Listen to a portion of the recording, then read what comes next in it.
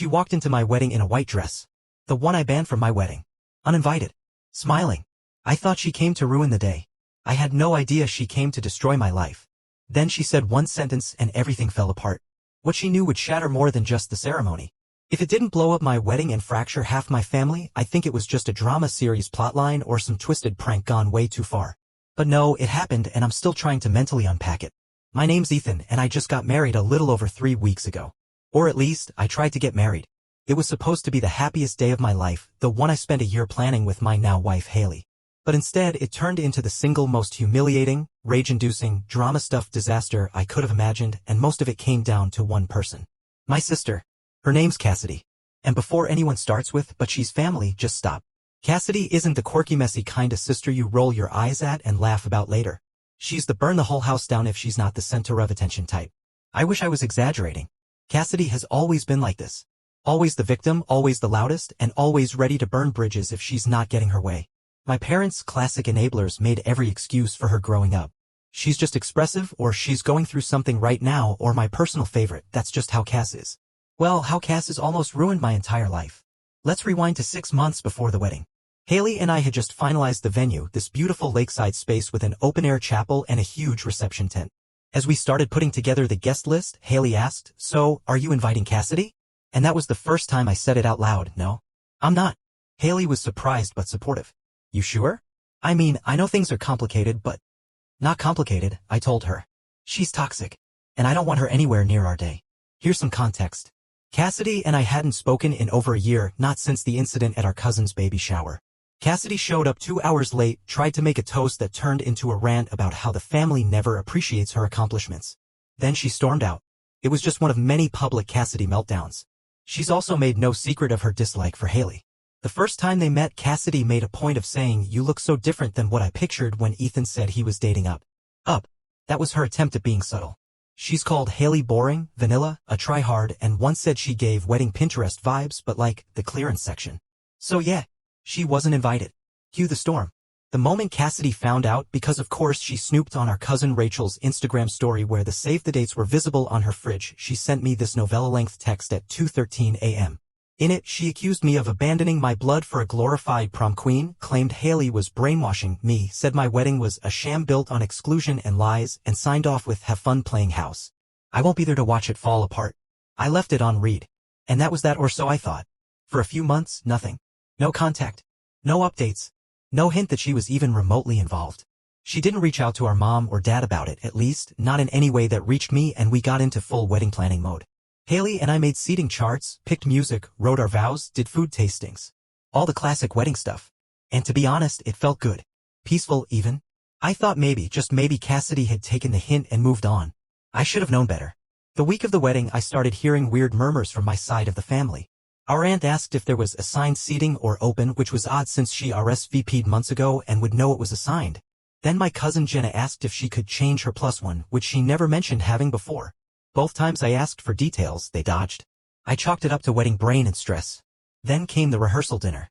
It was a small, chill event at a nice little Italian place near the venue, just bridal party, immediate family, and a couple of friends flying in early. We're midway through dessert when my dad pulls me aside and says, "Hey, just a heads up. Cassidy's in town." I almost choked on a cannoli. "What do you mean she's in town?" I asked. "She came in for work or something," he said too quickly. "I just didn't want you to be caught off guard if you saw her." That was weird, but not totally surprising. Cassidy's done this before, popped into town for attention, stayed with people, made a few dramatic visits, and bounced. I didn't even think about it again that night. Then came the wedding day. It started fine. Great, even. The weather was perfect. Haley looked like she stepped out of a magazine. Everyone was in their seats, music playing, flowers perfect, me sweating but mostly from joy. And then, right as the bridal party was lining up, I saw it. Out of the corner of my eye, a blur of white moving across the back rows. At first, I thought maybe it was one of the servers. Maybe someone from the kitchen, a catering uniform or something. Then she turned. Cassidy. In a floor-length, body-hugging white dress. I'm not talking beige. I'm not talking light pink or cream with some pattern. This was a wedding gown. Straight-up satin. It even had a slit. A slit. She was late, obviously. She came in alone. Just showed up. And she was walking like she owned the place. Not a single trace of embarrassment. Head high. Small smirk. And every head in the back rows turned. It was like a horror movie entrance. I saw my mom whisper something to my dad. Haley's maid of honor, Lexi, actually gasped. I stepped out of the lineup and looked at our coordinator, who was pale. What the hell is she doing here? I asked. She just walked in, the coordinator stammered. She wasn't on any list. Because she wasn't invited, I said through clenched teeth. I was this close to storming back there and throwing her out myself, but Haley's brother, who is 6 feet 4 inches and used to play college football, saw my face and said, "You want me to handle it?" And I said, "Yeah. Do not let her anywhere near the front row." I should have just canceled the ceremony right then and there. Because that wasn't even the worst of it. She didn't just crash the ceremony. She had a plan. My sister Cassidy showed up to my wedding uninvited, wearing an actual white gown. And not just white dress that could be mistaken as a misfire. No, this thing shimmered. It reflected sunlight. It had lace. It was a bride's dress. I said it then and I'll say it now, it was intentional. Let's pick up from where I left off. Haley's brother, Drew, blocked Cassidy from walking down further. He didn't touch her, didn't raise his voice. Just calmly stood in her way and said, "You're not supposed to be here." Cassidy just smiled at him like she expected this. I was standing maybe 30 feet away, behind the curtain with our groomsmen sweating bullets. And I could just feel the energy shift from joyful anticipation to full-on tension. Our officiant, bless him, leaned over and asked, "Should we pause?" I shook my head. "Let's just get through the ceremony. We'll deal with her after." Spoiler, we did not get through the ceremony. Cassidy didn't argue with Drew. She turned away, slow and dramatic like she was in some kind of music video. And she walked around the outer perimeter of the seating area and slid into the very back row. Still visible. Still in white. But just out of reach. I told the coordinator to let it go. I didn't want to delay the wedding any longer. Haley was already lined up, radiant and ready, unaware of the iceberg drifting into our Titanic. Music started. Everyone stood. Haley came down the aisle looking like the actual definition of breathtaking. I teared up. For a moment, I forgot Cassidy existed. The ceremony started. Vows began. I relaxed. Then Cassidy coughed. Loud. Once. Twice. 3 times. Heads turned. I heard someone in the middle rows whisper, "Is she okay?" and someone else hiss, "Why is she in white?" It was just enough to throw the energy off. Our officiant stumbled over a sentence. Haley's mom gave a look and I felt my teeth grind. But again, I ignored it. I wasn't going to let Cassidy win. We moved on to the rings. And then it happened. Right as Haley's maid of honor handed her the ring. Cassidy stood up. Loud enough for everyone to hear, she said. "Sorry. I just can't sit here and pretend like this is okay." The air just got vacuumed out of the entire tent. Silence. Everyone turned. Haley froze mid-reach. I stared like I'd just seen a ghost. Cassidy took a few steps forward, arms slightly out like some theatrical martyr, and said, "I love you, Ethan. You're my brother. But this whole fake perfect wedding? With her? After what she did? You ever see someone look completely calm and completely unhinged at the same time? That was Cassidy. Her tone wasn't angry. It was almost gentle, like she was delivering a eulogy. But her eyes? Dead. Focused. Like she was waiting to throw a match onto gasoline. The coordinator moved. Drew moved.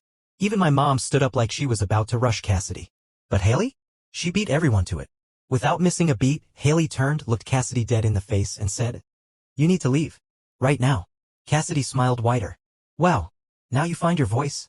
That's when I finally stepped forward. I didn't yell. I didn't make a scene. I just walked down from the altar, straight up to Cassidy, and said, "You've made your point. Go." And Cassidy, I swear to you, looked hurt. Like I'd slapped her. She stepped back. "So that's it? After everything, you're choosing her?" I didn't even answer. Drew was already there. He escorted her out as she kept muttering under her breath. I caught parts of it. "Ungrateful, poisoned, you'll regret this." She looked back once before disappearing through the tent flap. Haley didn't cry. She didn't flinch. She just reached for my hand, squeezed it tight, and whispered, "We finished this." And we did. Kind of. The rest of the ceremony limped along. Everyone was tense. Our officiant tried to bring the mood back, but it was like trying to patch a sinking boat with tape. People clapped at the kiss, but the joy was dented. We went straight into cocktail hour, and that's when the next surprise hit. Cassidy didn't leave the venue. She changed clothes. Yes. She brought a second outfit. Someone spotted her near the side of the venue, out of view from the ceremony space, changing into a champagne-colored dress. Still fancy. Still bridal adjacent. But just different enough to technically say, "See? I'm not in white anymore." And she started mingling. Mingling. With a wine glass. Like she was just another guest. My cousin Maddie ran to tell me. She said, "Cassidy's out here talking to people like she's part of the bridal party. She's telling people she was invited, but you messed up her seat assignment." I almost dropped my drink. Haley, meanwhile, was shaking. The stress was starting to get to her. I told her to stay inside while I handled it. I went outside, walked up to Cassidy, who was chatting with 2 of our old family friends like nothing happened, and said, "Leave now or I'll have you escorted off the property." She didn't look at me. Didn't acknowledge I was there. She took a sip of wine and then, still facing the other guests, said, "I guess family means nothing anymore." That was it. I signaled to the venue staff and said, "She's trespassing. Remove her." They didn't hesitate. And as they walked her out gently but firmly, Cassidy let her final grenade fly. She turned, smiled sweetly, and said, "Oh, and by the way, ask Haley where she was last October. I'm sure she'll tell you the whole truth." And then she was gone. Like a villain exiting stage left. And here's the thing, I saw Haley's face when Cassidy said that. It changed. Something flickered. Not panic. But not nothing either. That's when I realized. Cassidy didn't come to ruin the wedding. She came to plant a seed. And it was working. Haley wouldn't meet my eyes for the rest of the night. I didn't sleep the night after our wedding. Not because we were up late celebrating or reliving beautiful memories. Nope.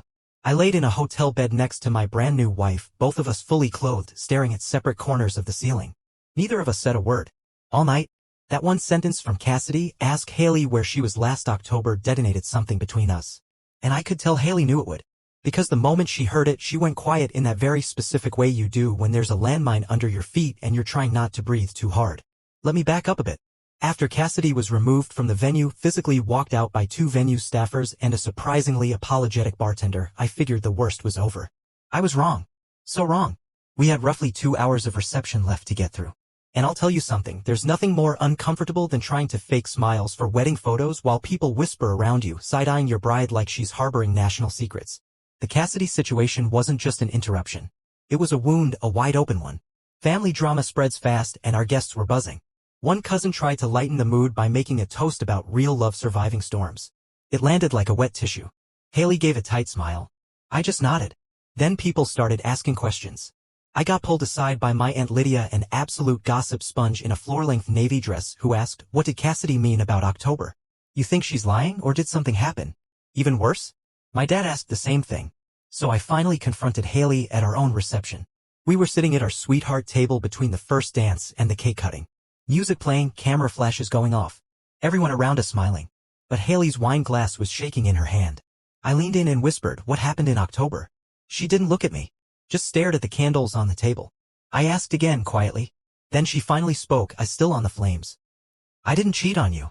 Immediate relief and immediate suspicion. "I didn't say anything about cheating," I replied. Her lips parted slightly. A beat. Then she looked at me and said, "I know what you're thinking. But I swear. I didn't." That's when the wedding planner came over to tell us it was time for the cake. Timing is cruel like that. We went through the motions. Cut the cake. Took the bite. Smiled for pictures. All while I kept rewinding that one sentence in my head. I didn't cheat on you. And maybe that should have been enough. Maybe I should have let it go. But this wasn't some baseless rumor. This was Cassidy, someone who never did anything without a reason, no matter how twisted. If she said something cryptic like that in front of witnesses, she wanted it to fester. And I'll be honest, it was already rotting. After the cake, Haley disappeared into the venue bathroom with Lexi, her maid of honor. She was gone almost 20 minutes. I started to think she'd climbed out a window and left me. When she came back, her eyes were red. I didn't ask why. Then came the second disaster of the evening. After Cassidy's removal and the weird cloud that hung over us like a dark chandelier, people were tense. Drinks were being poured faster. People who hadn't spoken all year were now cornering each other over past grudges. And then someone let Cassidy back in. I didn't even see her walk in. I only knew she was there because someone screamed. That scream? It came from Lexi. Cassidy didn't sneak in quietly this time. She burst through the back entrance carrying a folded piece of paper and a Bluetooth speaker. She marched up to the dance floor, grabbed the mic from the DJ who, I swear, just threw his hands up like, "I don't get paid enough for this," and said, "Sorry to interrupt again. But it seems my brother and his perfect wife forgot to include some important details in their love story." Gasps. Like actual movie gasps. She hit play on the speaker. At first, nothing. Just white noise. Then a low voice, male, young. It sounded like a voicemail. Cassidy held the paper up and started reading.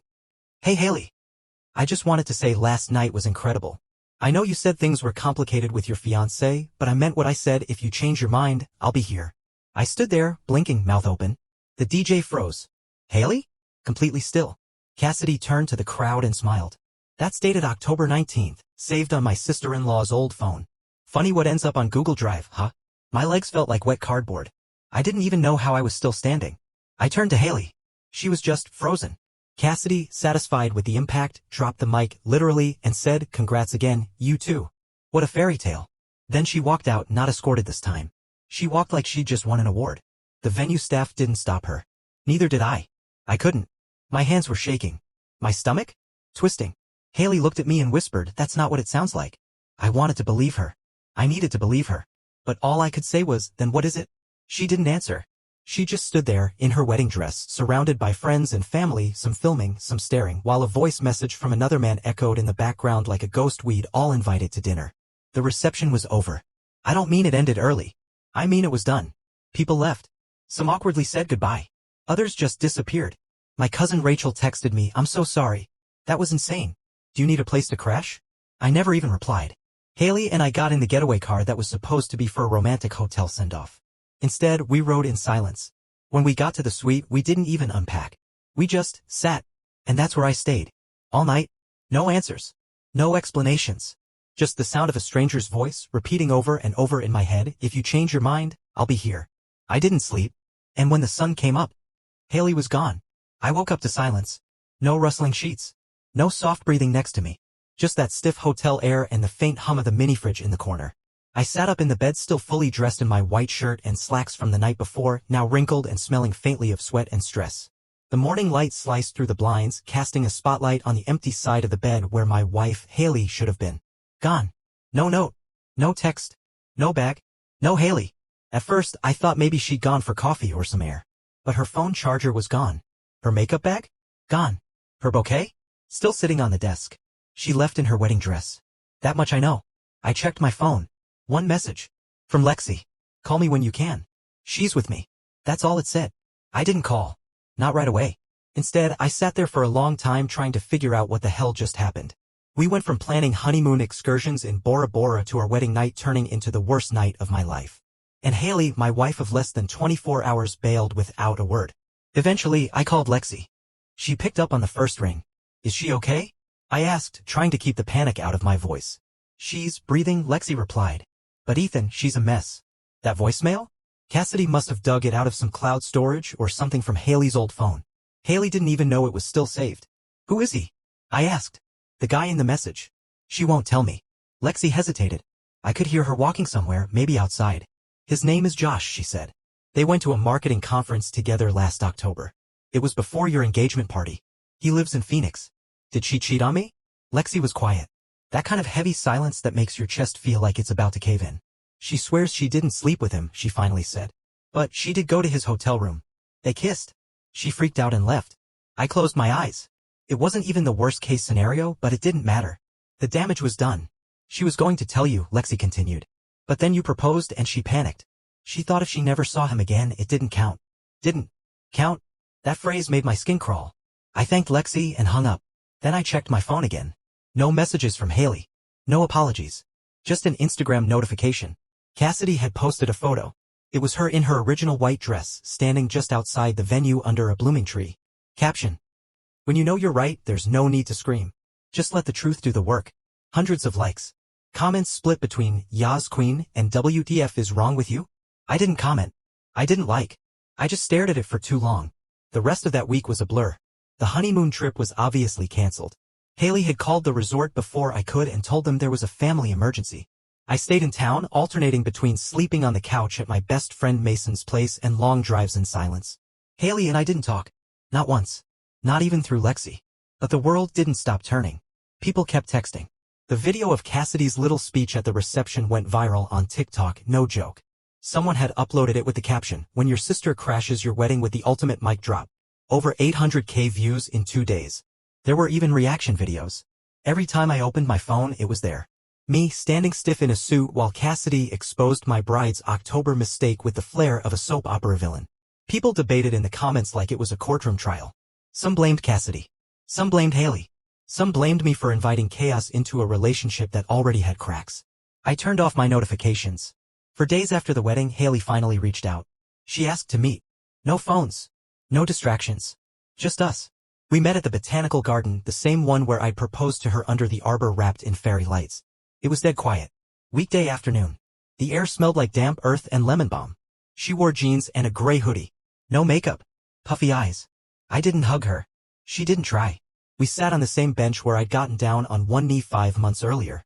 And then she started talking. She didn't try to sugarcoat it. She told me about Josh. About the conference. About the drinks, the laughter, the spark she didn't expect to feel. She said she kissed him. Once. Then left his hotel room. She cried. She told me she hated herself for it but thought the kiss didn't matter if she didn't go any further. I asked her why she didn't tell me. She said, because I loved you too much to ruin what we had. That might be the most ironic sentence I've ever heard in my life. I told her I didn't know if I could ever trust her again. And she nodded.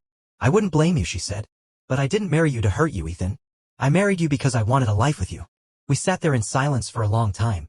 Eventually she stood up, wiped her eyes. I'm going to stay at Lexi's for a while, she said. If you decide you're done, I'll sign whatever you want. No fight. And then she left. Again. So now I'm here. Not divorced. Not really married. Stuck in this weird limbo between betrayal and history. I've told close friends. I haven't told my parents yet. They don't even know about the kiss. They still think Cassidy was just being her usual dramatic self, and to be fair, she was. But she also wasn't lying. She used truth like a weapon. Polished it until it cut clean. And maybe that's the worst part. Because now that the dust is settling, I'm realizing something I never expected. This might not be the end of Cassidy's revenge. Because last night, I got an anonymous package. Inside, a USB drive. Labeled, in case you're still not sure who you married. When I saw the package on my doorstep, I had that sick, psychic feeling, the kind that crawls up the back of your neck before your brain even catches up. It was small, padded, no return address. Just my name printed on a white label. No handwriting. No postage. I stood there holding it for a full minute before I went inside. The apartment was dark. I hadn't turned on a single light since I got back from the botanical garden. There was no sound but the click of the deadbolt sliding into place behind me. I sat at the kitchen counter, took out my laptop, and stared at the package like it was radioactive. Then I opened it. Inside was a standard black USB drive. Cheap. Unmarked except for a tiny red sticker on the bottom. I plugged it in. One folder. Labeled October Receipts. I clicked it open. I don't know what I expected. Maybe it was fake. Maybe it was Cassidy playing her last card, bluffing the entire hand. But that kind of hope dies fast when you click play and you hear your wife's voice. The screen recording was from an iCloud account backup, a mirror of Haley's phone. It was a screen capture of someone scrolling through a series of messages between Haley and someone named JR. The dates? October 15th to 22nd. Just days before I proposed. The messages weren't overtly explicit. No pictures. No I love you-s. But it was the tone. The familiarity. Jokes, late-night check-ins, talk about missing each other. One thread that stopped me cold. Haley, I can't stop thinking about last night. I know it was a mistake. But it felt too good to regret. JR, we said we wouldn't do it again. Just be careful. You said your boyfriend's planning something big soon. Haley, I know. And I love him. I do. That's what makes this so stupid. That's what made it real. Not the denial. Not the guilt. The confession. They did sleep together. And it wasn't just a kiss. Not just one drink too many. This wasn't a mistake. It was a decision. The hotel receipt matched. Phoenix Marriott, one night, Haley's name on the invoice. Room service for 2. Then the final video file. I opened it and my stomach twisted. It was shaky footage. Clearly shot on a phone through a barely cracked door. Haley in a towel. Talking to someone off camera. Laughing. Then stepping into view to pull someone into frame. I only saw the back of the man's head. Could have been anyone. But I recognized her face. Smiling. Not nervous. This wasn't a regretful slip. This was a rendezvous. I don't remember closing the laptop. I don't remember walking to the bathroom and throwing up. I just remember staring at my own reflection in the mirror, hands shaking, trying to process that my wife, who cried to me at the garden, who said it was just a kiss, had looked me in the face and lied. Not once, but over and over. I sat on the floor of my apartment for 2 hours. I listened to that voice message again. Then I played the video one more time. And when I was sure, when the doubt was completely dead, I made 3 phone calls. My lawyer. Haley. She didn't answer. So I sent one text. Don't come back. I know everything. The USB told me what you wouldn't. She didn't reply for 12 hours. When she did, it was a single message. I can explain. I didn't respond. I forwarded the files to my lawyer, blocked her number, and changed the locks the next morning. Cassidy won. I won't sugarcoat it. She ruined my wedding, tore the curtain down on Haley's secret, and left a crater in my life that's going to take a long time to fill. But here's the thing. She didn't fabricate anything. Everything she exposed? It was real. She didn't cheat. Haley did. Cassidy didn't end my marriage. Haley never really started it. I spent so long blaming the drama on my sister, thinking she was just acting out, but in the end, she wasn't screaming into a void. She was dragging a spotlight over a lie. Am I grateful? No. I'm furious. Humiliated. Betrayed. But I'm free. Free from the illusion. No contact with Haley. No contact with Cassidy either. Because even though she exposed the truth, she did it like a snake with a spotlight. I'm done with all of it. And if you're reading this thinking, what would I have done? I'll leave you with this. When someone shows you who they are, don't wait for the encore.